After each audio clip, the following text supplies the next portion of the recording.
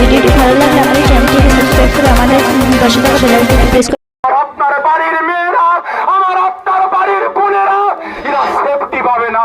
আমরা দেখেছি স্কুলে মহিলারা যাচ্ছে, রাস্তায় টেক্কিল মারছে, এদের বিরুদ্ধে আমরা কোন রকম স্টেপ নিতে পারছি না।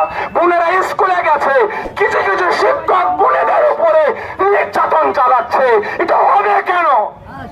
অবিলম্বে এগুলো বন্ধ করতে হবে। যারা দোষী তাদেরকে অ্যারেস্ট করে জনগণের সামনে শাস্তি দিতে হবে।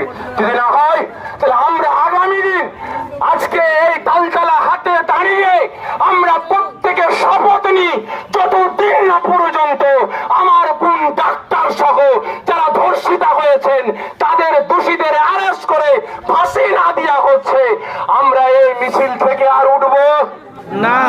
উঠবো না। সারা জীবন দিতে রাজি আছি, কিন্তু এর বিরুদ্ধে আমরা যেভাবে রাস্তায় নেমেছি আমরা রাস্তা থেকে উঠবো না যতদিন না পর্যন্ত দোষীদের অ্যারেস্ট করা হচ্ছে। রাজি আছেন? রাজি আছেন? আমাদের এই মিছিল আজকে তালতলা হাটেই শেষ নয়। প্রয়োজন হলে আমরা কলকাতার রাজপথ ডাক দেবো, প্রয়োজন হলে আমরা দিল্লিতে যাব। রাজি আছেন? রাজি আছেন? আমাদের প্রত্যেকের কাছে অনুরোধ করব, এই আজকে রাস্তায় নামলাম, মিছিল করলাম, ঘরে গিয়ে চুপচাপ বসে থাকবো না।